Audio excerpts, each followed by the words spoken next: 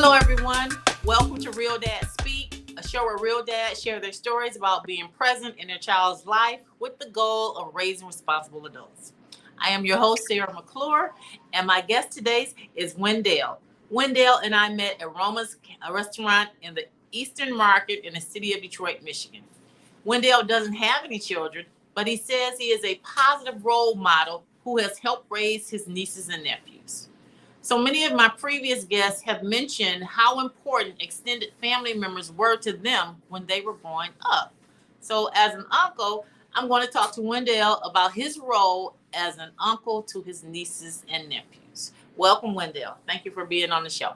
Thank you for having me. It's great to be here. Okay, start off with some background information on you. So, basic questions. In what city did you grow up? I grew up in New York. Okay. And where did you go to school? What schools did you go to?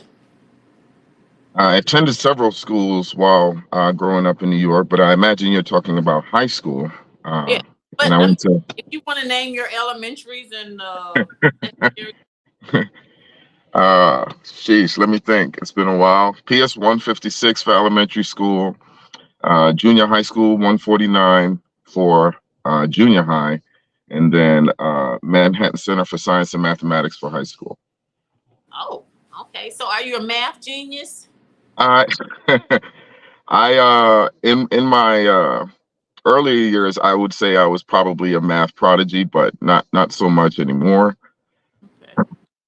What happened? You got bored or It was a combination of things. I think as a young person, I was significantly more interested in things that uh, were entertaining and fun than I was about academia and scholastics. So, although I was very good in school, my interests were in a different direction. okay. All right. So how did you end up in Detroit from New York? Did that happen recently or did your family move here? That's a very interesting question. With a very long answer, but I'll try to keep it short. Due to my career choice, uh, I find myself in the state of Michigan in Detroit. I didn't come here directly from New York. In fact, it's been quite a while.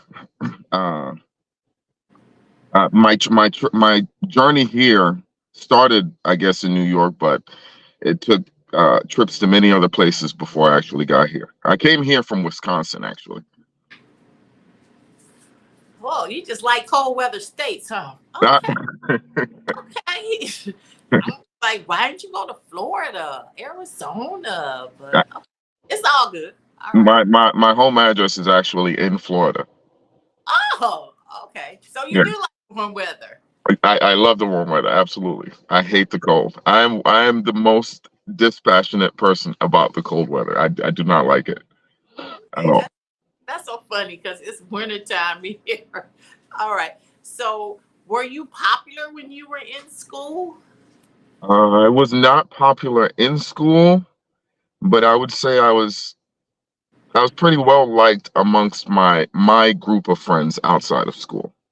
But Okay. no, not at all. While in school, I was not popular at all. Did you play sports? Again, I did play sports, but I didn't play for the schools that I went to. Okay. All right. So growing up, what did your teachers used to say about you? What kind of things would my teachers say about me? I would say they would say I was very intelligent. Uh, it's probably one of the first things you would get from my teachers. Uh, Very goal oriented, passionate about learning, quiet, shy, things like that. Okay. So, what did you want to be when you were growing up?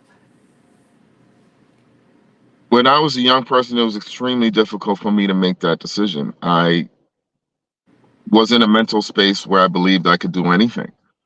I was completely convinced that anything I set my mind to, I could do it. And, living the way I was living was proof of that. The only issue with that was I would set my mind to doing things that weren't necessarily beneficial to my future. So, give me an example. Uh,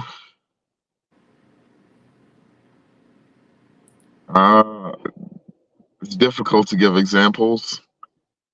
Uh, So you said you could do anything. So like, did you say, I think I want to be a doctor? So I mean, like, did you spend time at the hospital, or I think I want to be a lawyer? So you start going to courthouses. Was it something like that? no, it's funny that you mentioned the medical field because my a lot of my family members are in the medical field. I have a sister that's a nurse, a brother-in-law who's also a nurse. My mom was a nurse for many years. Uh, my father worked as an accountant in a hospital, so I was very in tune with that life. My mom wanted me to be a doctor really bad. Right, she thought I'd be like a brain surgeon or something, you know. Wow. But I never had interest in that field, Okay. like zero interest. Although I was very good in the sciences in school, there was just no interest in pursuing a career in medicine for me. Okay. So what career did you lean towards? What did I finally settle on? Is Yeah. that what you're asking? It was more of this is going to help me in the current situation than this is a career path I'm going to go into and pursue it. And Okay. I ended up getting into the electrical trade, joining the union and becoming a union journeyman wireman. So an electrician basically. Okay. You say like that's like like anybody can do that. Everybody can do that. No, it's true. And Yeah. in fact, most Journey people have. not easy. So yeah. That is true. It's not. Yeah. Um. So how many siblings do you have? I have four brothers and two sisters. Okay. Are you guys close? We are, with the exception of one of my brothers who we've had a long-standing dispute about something, so we're not very close, but we're still brotherly, you know. So you're civil. We are extremely civil, of course. So does that mean that you don't reach out and call him? He just when the other siblings have an event, he shows up, you show up, and y'all say hi. That's exactly what it means. I know about that. Yeah, I know about that kind of a yeah. When yeah, you with your sibling, I know about that. yeah. Okay, so you said your mom was a nurse and your dad was an accounting for a hospital, accountant for a hospital. Right. You didn't want to do the math stuff at all?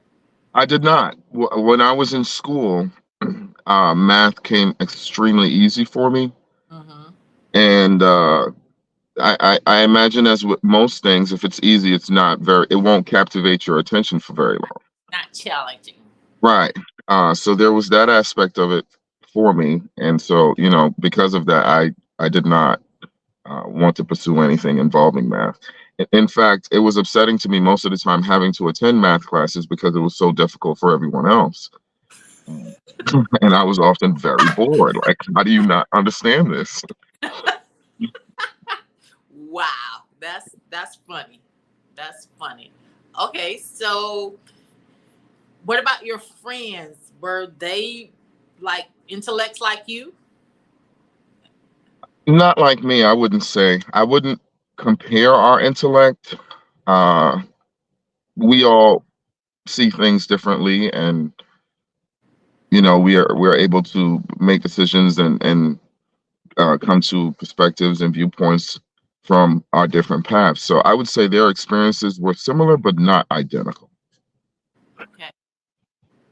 So your brothers, you said your brother-in-law's a nurse. So what do your brothers do for a living? Are all of them in the medical field? No, my older brother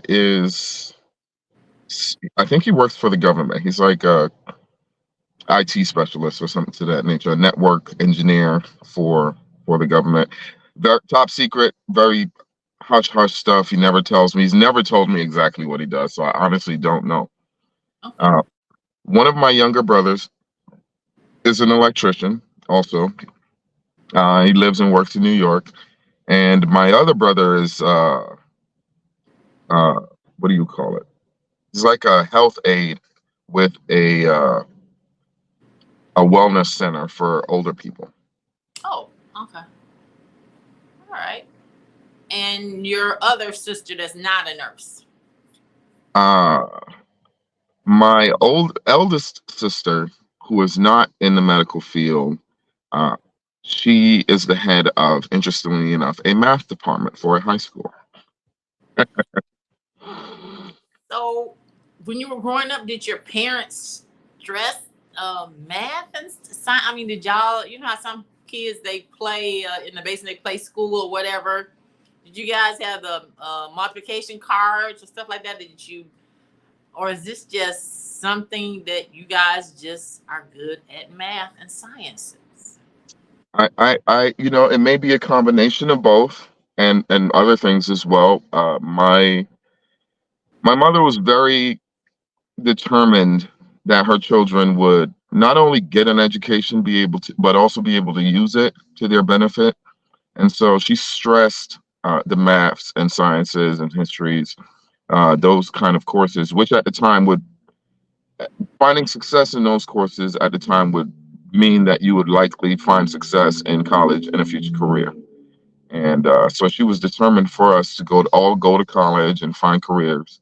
And being proficient at the math and sciences seemed a very good way to get there. Uh, Now, is she originally from New York or was she from the South? uh, Neither. Oh, who's from, anybody from the South? None of my family, none of my immediate family is originally from the South. No. No, because the South, that's how you must go to college. You must graduate and you must go. Education is everything. It's Sure. everything. I think Yeah. that's an issue amongst our people. Actually, is uh, Right. how some places vigorously promote certain kinds of education, Right. while other places don't do the same. And it'd be great if we could all get on the same page. True. True. So what was your first job? My What was first job, wow. My first job, I was it was a little crazy. My first job I got at 16 years old, and it was at a bakery in New York on Columbus Avenue called the Columbus Bakery. In the morning time, the bakery was as advertised. It was a bakery. They sold breakfast goods, coffee, and things of that nature, croissants and donuts and that kind of stuff. In the afternoon, it became a restaurant. And, they made pizzas and strombolis and pastas and things of that nature. And in the evening, it became like a dining restaurant where people would come and sit down and dine and have fancy dinners. So it was a three-layered, if you will, restaurant. But that was my first job. I was cleaning tables, running the register, and things of that nature. wow. Yeah. So what's the best career advice you ever received? Wow. Um, wow, that's tough. I would probably say to be persistent Okay. would be the best career advice I've ever received. Don't take no for an answer. Don't take the first no for an answer, and just be consistent and persistent in whatever it is that you're pursuing as a career. So when you became a electrical engineer, did you say, I think I really like this, I'm gonna stick with this, or this was something I can use this to take me to point B? Was Well, it a well, stepping stone, or was it something you fell in love with? firstly, I'll tell you, I'm not an electrical engineer. Okay. Uh, I am a union wireman, which is an electrician for the union. But Okay. I am not an engineer. I don't engineer things. Okay. There has to be a distinction there. But Give us a distinction. What's the difference? well, the difference is I you can look at it this way. There's someone who designs the parts, and then there's someone who puts the parts together. Okay. Uh, for however the part is going to be used. I am more the person who puts the parts together, where the engineer is the individual who actually designs it. Oh, okay. That makes sense. Sure. All right. So, do you have any interesting stories about being a wireman uh, that you could share? That part, uh, I'm sure I have many, many interesting stories. Um, as it relates to being a wireman, I travel for work. Okay. So I actually came to Michigan traveling for work is what got me here. Uh, Relative to my line of work, interesting stories about wiremen. Well, I can tell you for one thing, it's a very dangerous trade to be in. It's exceedingly dangerous. You know, most of us we go through life experiencing things that we have no idea how they work, Right. how they function, what makes them move. You get in your car, you know, if you hit the button or turn the key, the engine starts, but you don't know how that works. Right.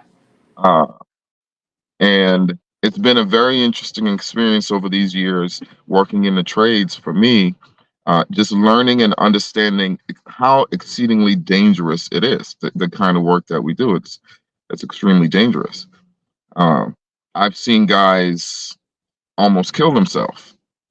Um, I've seen accidents on job sites that have almost killed people. I've almost been killed several times, actually. Almost got hit by a crane once while working at Disney. A crane was falling over and almost got hit by a crane. So I tell people who've never maybe been on a construction site or are unfamiliar with how things work in the trade, I tell them it's like a war zone, essentially. If you can imagine what a war zone is like, I Wow. take you, a civilian, and drop you in an active combat theater where there's bombs going off and explosions. That's kind of what it feels like sometimes when you go there. Wow. Yeah. So, head on a swivel and you're careful about everything you do because, you can lose your life in an instant. There are guys who fall from high places or get hit by things fall on people. You trip and get impaled. Wow. So, Yeah. when you had that near death with the crane falling, did you say, okay, that's it? Did you think, maybe I better try to find me something else? Or what did you say?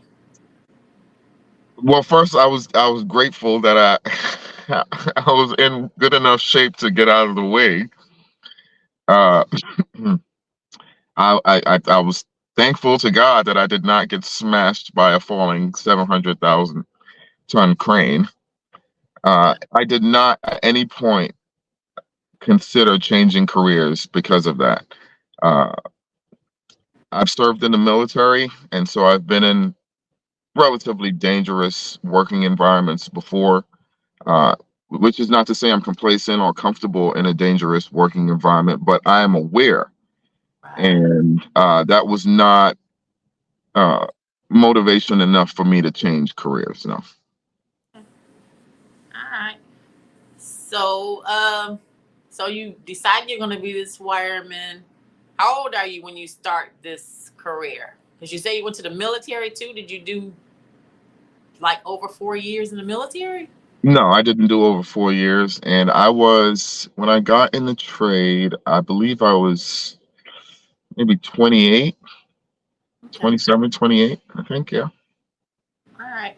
So did you think about starting a family, getting married, and starting a family? Yes, w- would be the simple answer. And what happened?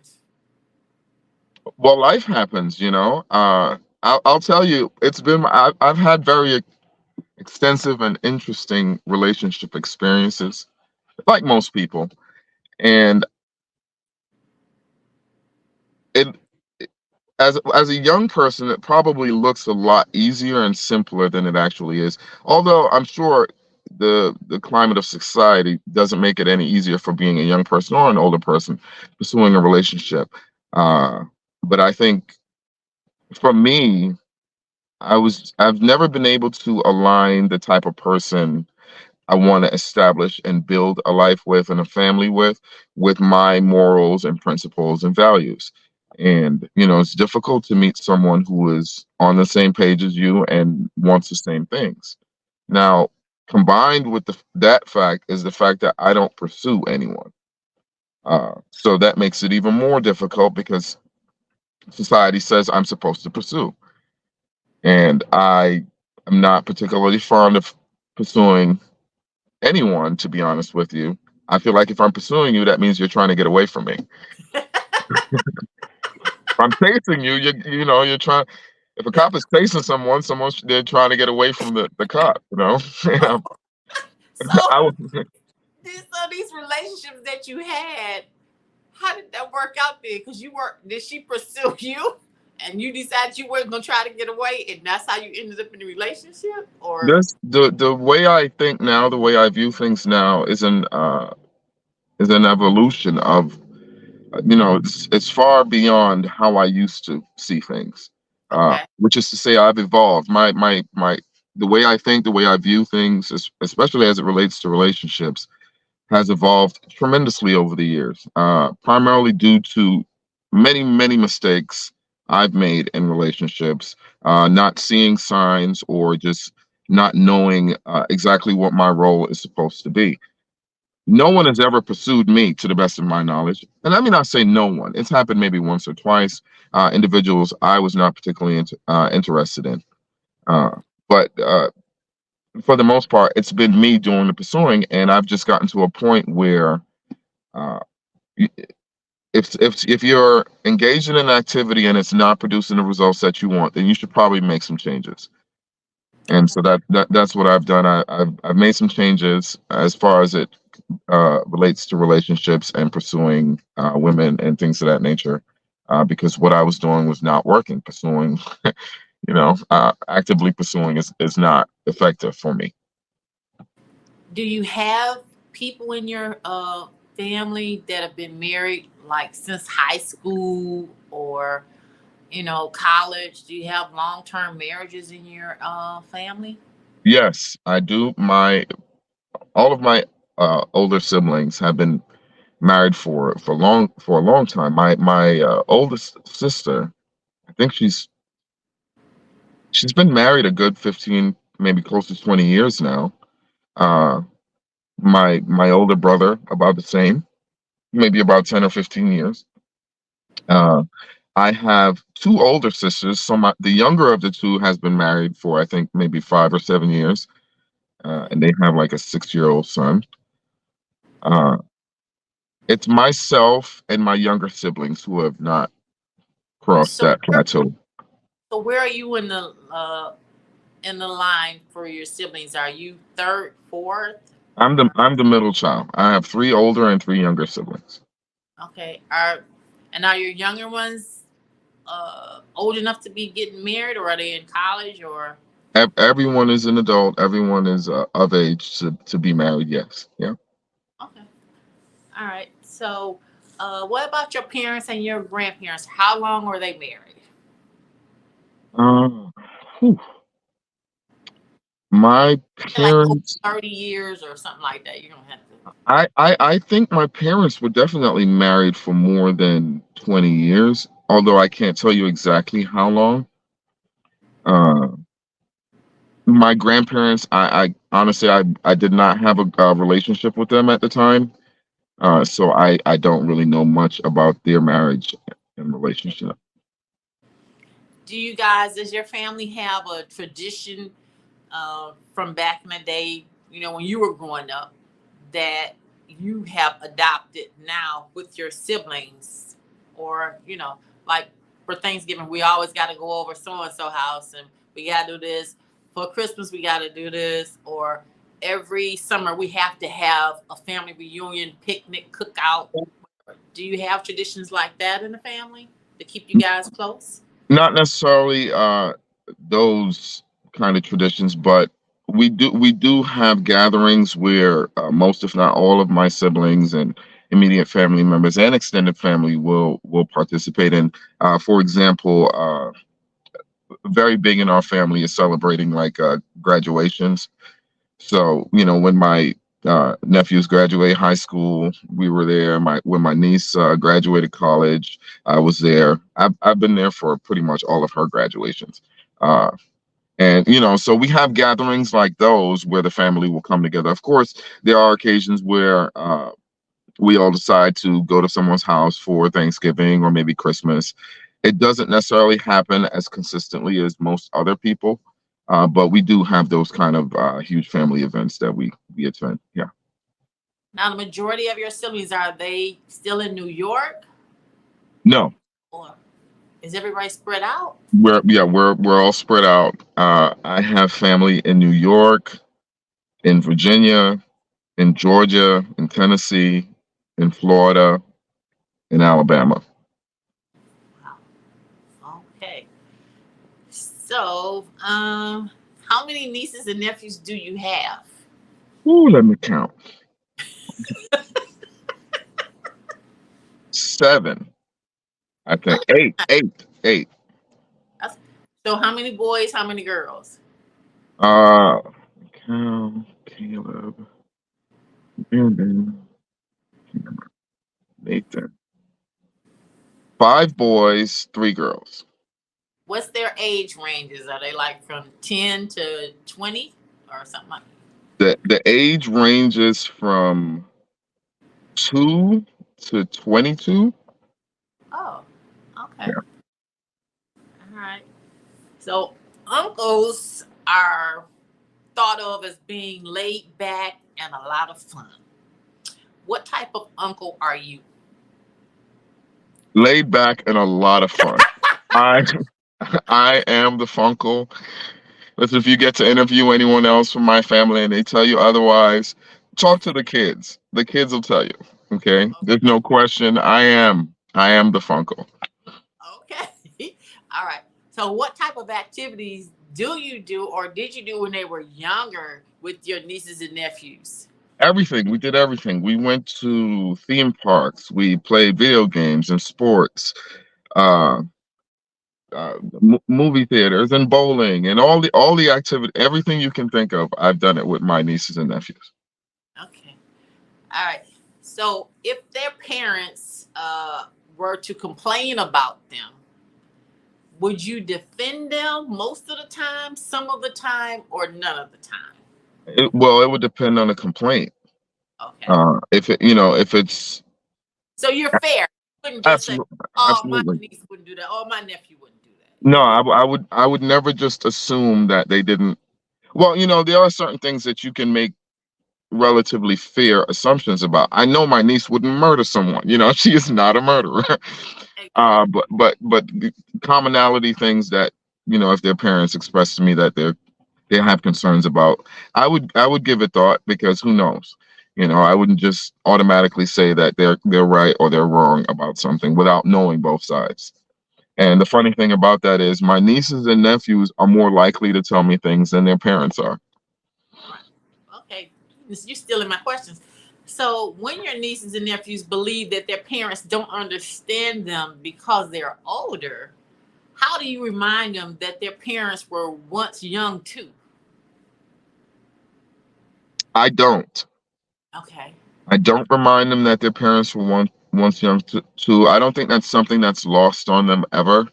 Okay. I do believe the way my family is a little different from most families I've had interactions with, in that they're very disciplined, exceedingly disciplined. Amongst my siblings, I would say they are some of the most, and I'm trying to be impartial. They are some of the most disciplined people I've ever met, and I think because they are that way, my siblings are. They set that example for their children. And so their children don't generally stray from the practices of the parents, and the parents are model citizens. Okay. Yeah. I'm jealous of my siblings, to be honest with you. I'm like, you guys are like, you are like what the American dream is supposed to be? I like that. Yeah. Okay. So, you don't have issues with too much social media. When they come to the table, there are no cell phones on the table. They come to eat dinner. You know, it's kind of like that. Whatever they're supposed to do, they're doing it because their parents do that. Is that what you're saying? I would say their parents set incredibly high standards for them. Their parents challenge them on a regular basis, and they have strong bonds with their parents because there's mutual respect. Wow. This has been my experience with my nieces and nephews and their parents. Uh, One thing I can say about my siblings is that they sacrifice a lot for their children, and I think their children are not blind to the fact that they make these sacrifices, and Wow. so they appreciate it more, and they want to impress their parents. They want to succeed, so their parents are proud, and so they put the work in, and it shows. Okay. All right. Um, what's your favorite story about growing up that you can relate to, that you may tell to your nephews and nieces about your childhood or you Mhm. guys' childhood? Well, I can tell you when I was growing up, uh, I went through a lot of different cycles. I was I didn't know myself very well. Like Uh, most right. And so generally when I share stories about growing up with them, it relates to my experiences with amongst my friends. okay. And most of those stories are surrounded by playing sports, especially basketball, because I played a lot of basketball when I was, as a teenager. And my nephews, two of my older nephews, are particularly fond of sports, and so whenever if we have those kind of conversations, it's usually about some kind of sporting activity that took place. I was doing something, playing basketball, and we had this crazy instance of something that no one had ever seen on the court before, things of that nature. Those are the kind of stories that, I would share with my nephews as far as experiences. So were you good? Are you trying to say that you were like, you know, doing Dr. J moves and stuff off your finger roll? I mean, were you dunking? What are you trying to say? Well, I thought I was very good.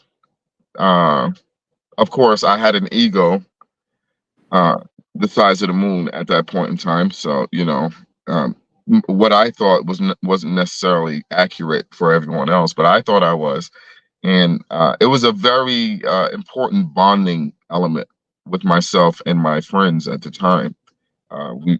Most of us teenage boys, and we always played basketball together. It was pretty much a daily activity for us. Uh, so, I don't think I was professional grade good. Maybe if I had stuck with it, maybe if it was something that I really, because I was very passionate about basketball when I was younger. Still I am, but not so much as I am as I was then now. Uh, but if I had stuck with it, who knows? I could have probably went professional. It's possible. Okay.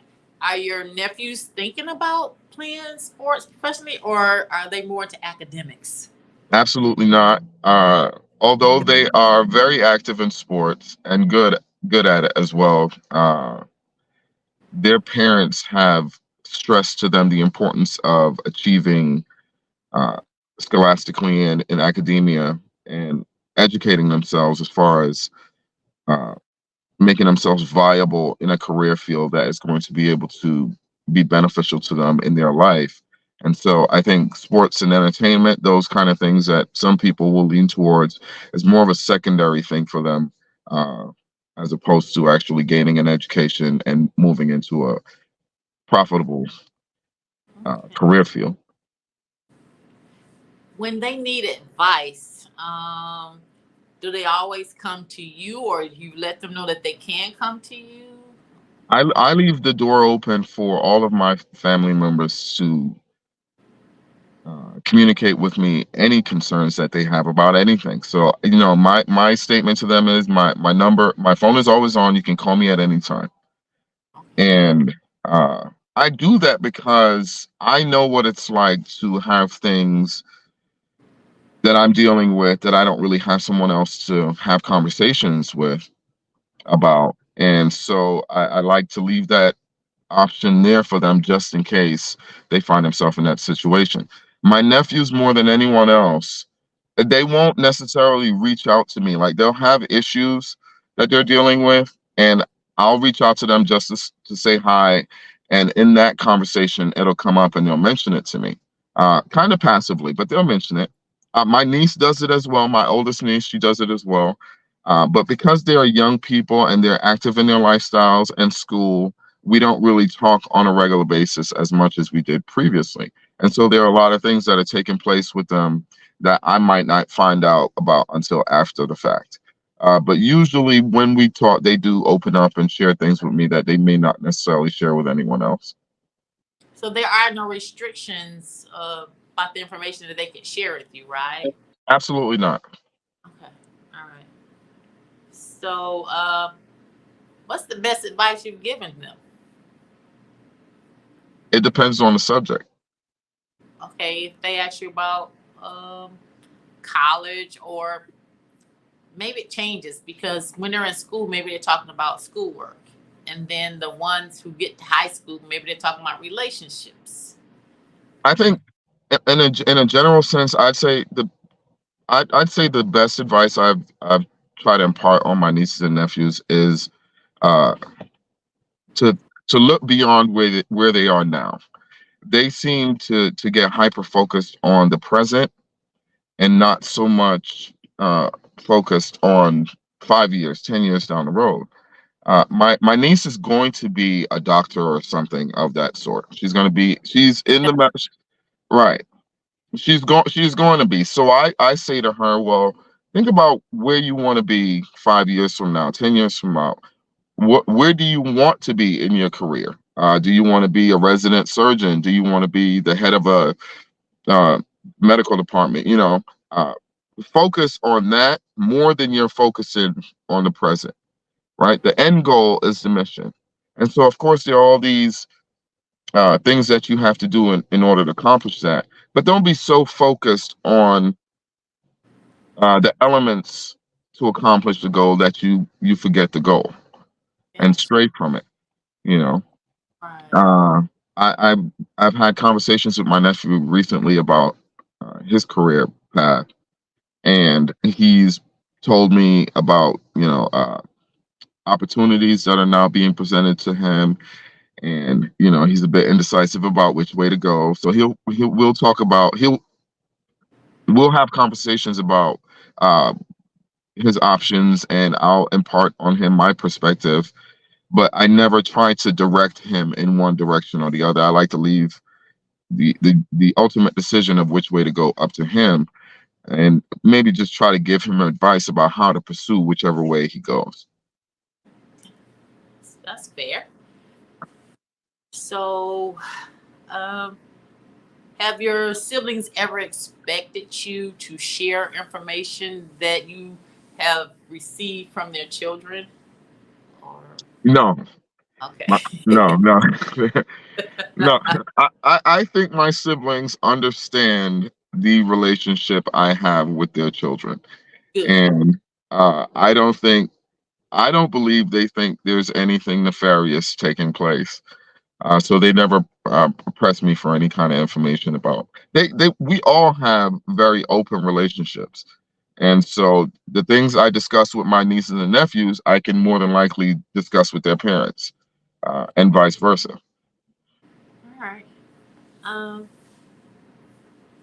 our uncles, are you expected to keep those secrets though?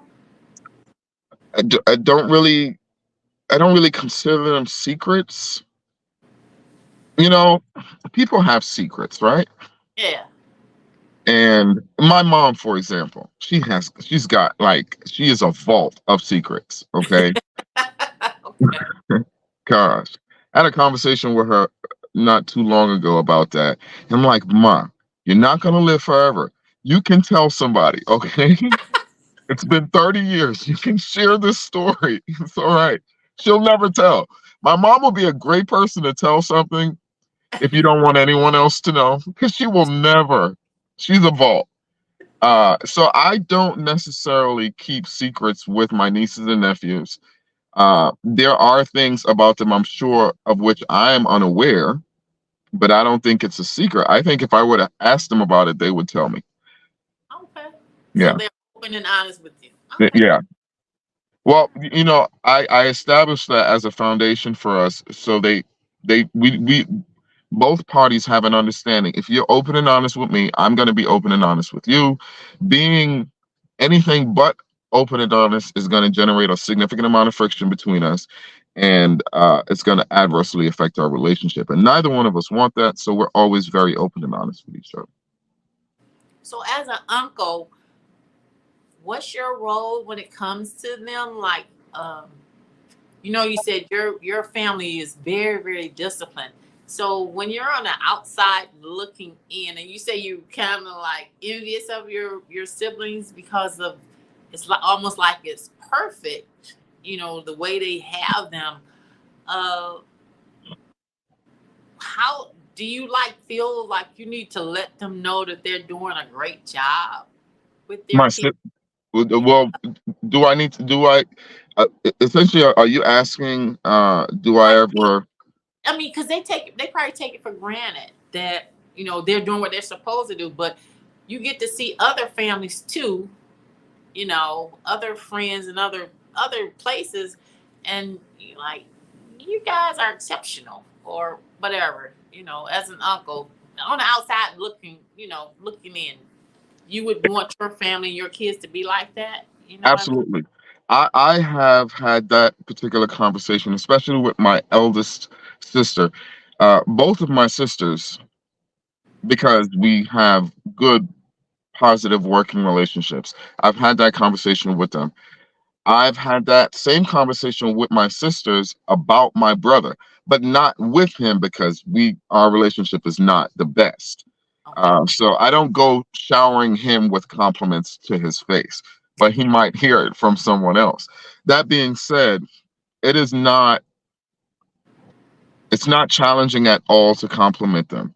It's not forced. There's really no effort in it because it's extremely obvious that what they do is they do a fantastic job. I'll tell you why I feel that way. Uh, my mom, my parents got separated after a while, and my mom essentially raised all of her children primarily on her own. Okay, so 7 children by herself. She worked full time. Uh, you know, I mean, it was incredible to see and to sit here and think about it and reflect on it. She is probably one of the most amazing people as far as parents is concerned. All of her children are alive. We're down to another generation of children. All of those third generation children, my nieces and nephews, are going to be successful. There's zero doubt in my mind. Both of my eldest sister has 3 children, a daughter and 2 sons. So I have a niece and nephew and 2 nephews from my eldest sister. My niece recently graduated college and was teaching at the college she graduated from. My nephew uh, is about to graduate high school and start college at the same college. No, actually, he graduated last year and started last year at the same college that my niece graduated from. My other nephew's getting ready to do the same thing. So all 3 of them through high school into college. She graduated college, started teaching there. My brother's children, my niece is she plays like contact sports and with a school that is ranked in Florida, and she's very good. Like she's been in like commercials. She was in like a Nike commercial or something. My nephew is going to be a golf professional, on par with like Tiger Woods. His father has had him playing golf since he could walk. And so there's gonna be success amongst all. There's zero question in my mind. It's just a matter of how successful they're gonna be, and it's a testament to how dedicated and disciplined their parents are. I mean, it's very evident. That's where it comes from. If they did not have that kind of guidance from the start, they would not be on the path that they are on now. And I mean, it's just incredible to watch. As someone's on the outside, of course, I'm not completely on the outside because I'm part of the family, but I'm not in the immediate families, right? So as someone on the outside of those immediate families, I tell them all the time, you guys are amazing. You guys are role models. You guys literally live the American dream, and they do. All right. So Yeah. are brother-in-laws and sister-in-laws in there too that are Yeah. My brother-in-law, who is my eldest sister's husband, uh, they met in college. They were both Ivy League college students. They both graduated, got married, got into their career fields. My brother-in-law, I believe, is the head of a nursing department, if I'm not mistaken. Uh, well, at least that was his last job when he was in Florida. They relocated to Alabama not too long ago, and I'm not exactly certain what his title is now, but I'm sure it's something comparable, if not the exact same thing. Uh, my sister-in-law, which is my older brother's wife, she is like a high-ranking person in the Air Force. Mhm. Uh, my second oldest sister is she's a nurse, but she hasn't worked. I talked to her maybe 3 weeks ago, and she hasn't worked in like I don't know. It's been a long time. I didn't even know she wasn't working. And I was like, how are you living without working? Well, her husband, who is also a nurse, works and she homeschools their son. Oh, okay.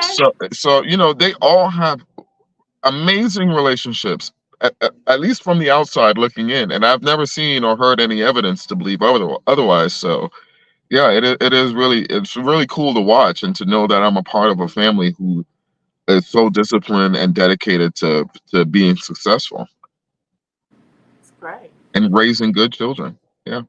Yeah. What qualities do you value most in yourself?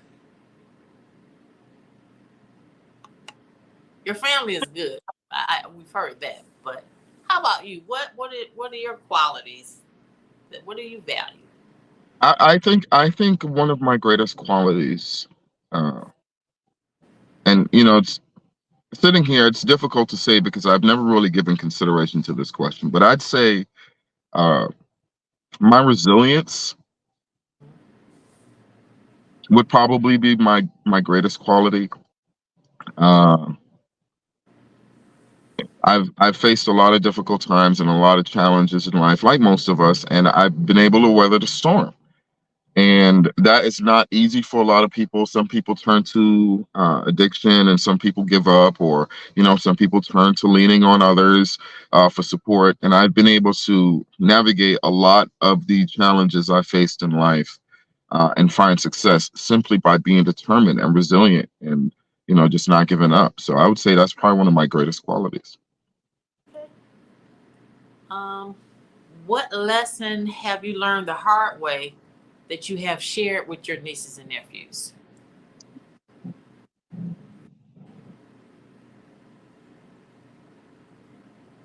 Uh, this is a good one. Uh, so they're still pretty young. They're young adults, but still pretty young. So my nieces and nephews, the older ones, are between I think 17 and 22 in Mhm. age, and finding themselves at that age, uh, at that age, it's very easy to get lost in all of what's happening around you, and a lot of it has to do with the relationships and bonds they form. The boys will relate to me uh, things they're experiencing with young women that they are interested in. And my niece has expressed to me her relationship challenges as well. And I would say uh, that is something that when we discuss it, I'm able to give them a lot more insight because of my experiences with relationships, and I think they've taken from that and applied it to their own situations for their benefit. Have you financially supported your nieces and nephews?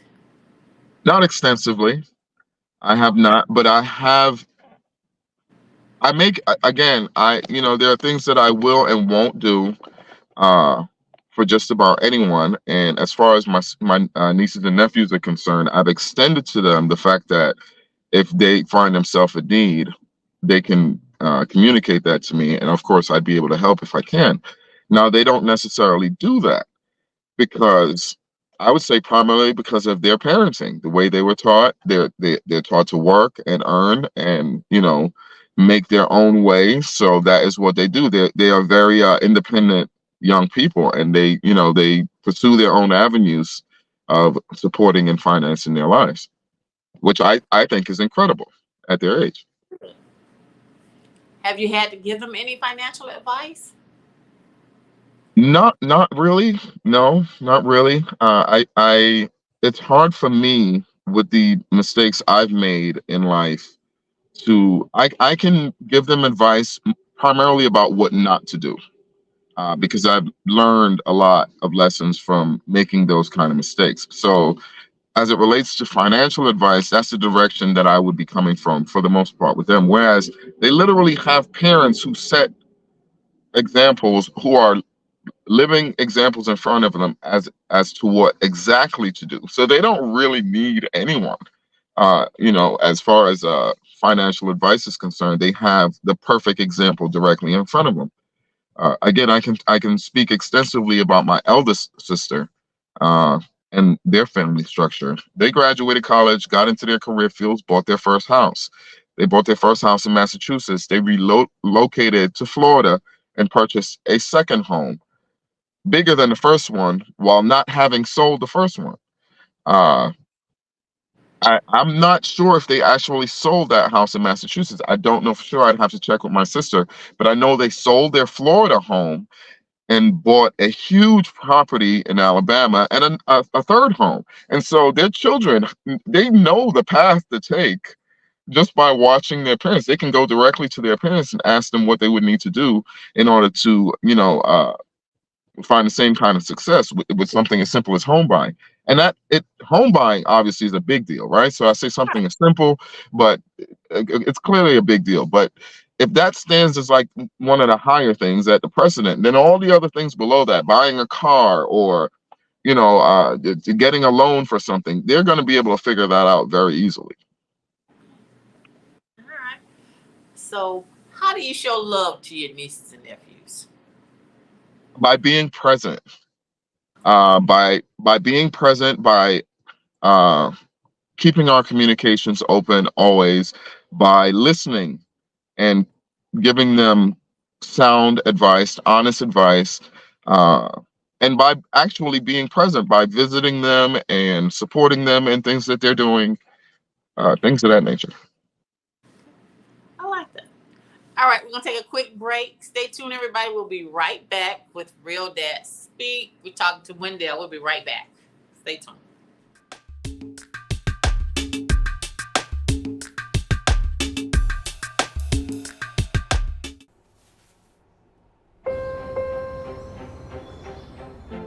My name is Sean Williams, and I am the founder and president of the Dad Gang Incorporated. The Dad Gang is a support group for Black fathers, and we are on a mission to change the way the world views Black dads.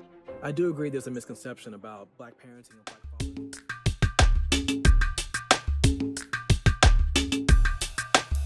Welcome back, everybody, to Real Dad Speak. I'm talking with Wendell. He is an uncle to several nieces and nephews, and he's been a part of helping them become responsible adults.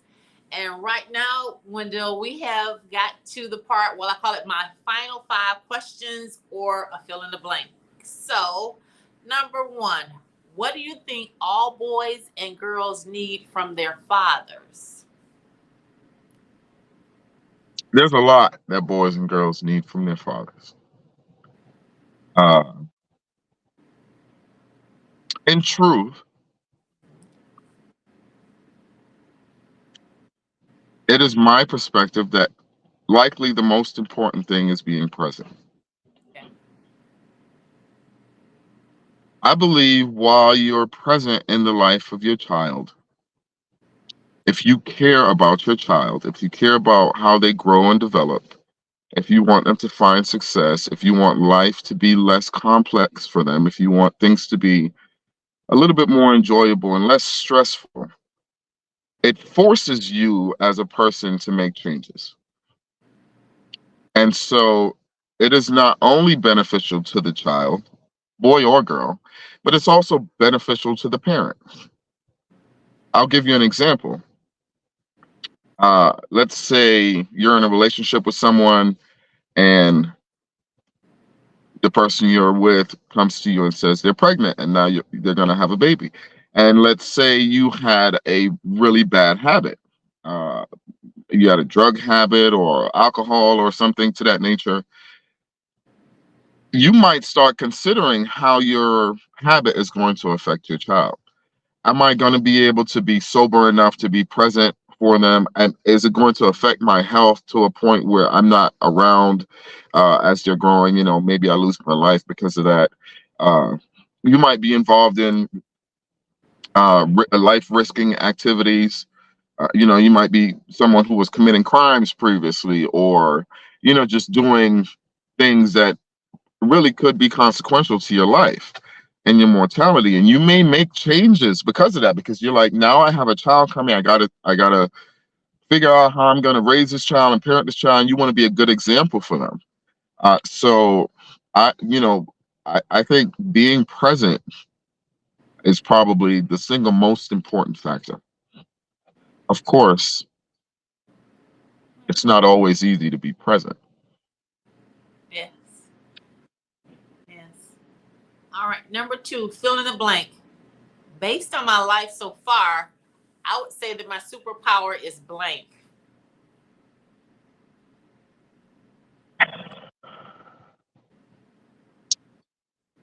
Reading people.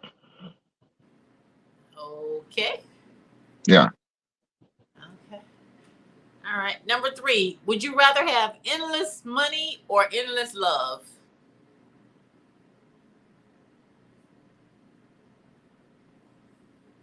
I think I'd probably say love. Okay. Yeah. All right. Number 4, if you had to pick a subject to teach young men for a day, what would you teach them? For one day. One day. Yeesh. Subject to teach young men for a day? Uh,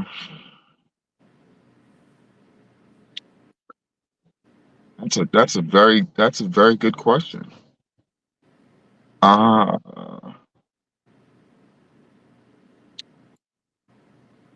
I think okay. Let me say it this way. If I were to sit with a group of young men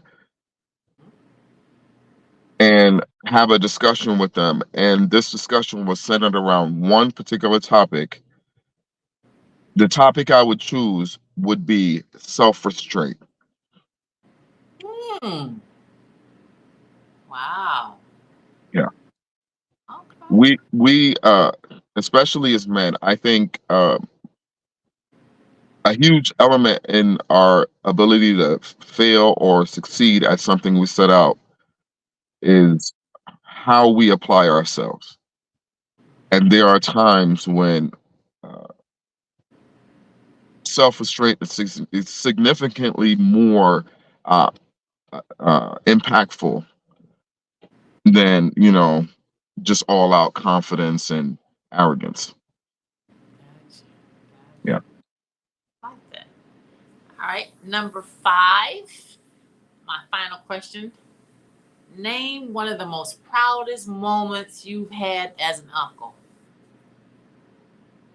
Wow. Attending my niece's graduation, I think that was that stands out as one of the proudest moments, I think. College? Well, I'm sorry? Her college graduation? Yes, her college graduation. Uh, Specifically because it felt like a culmination of her life to that point to me.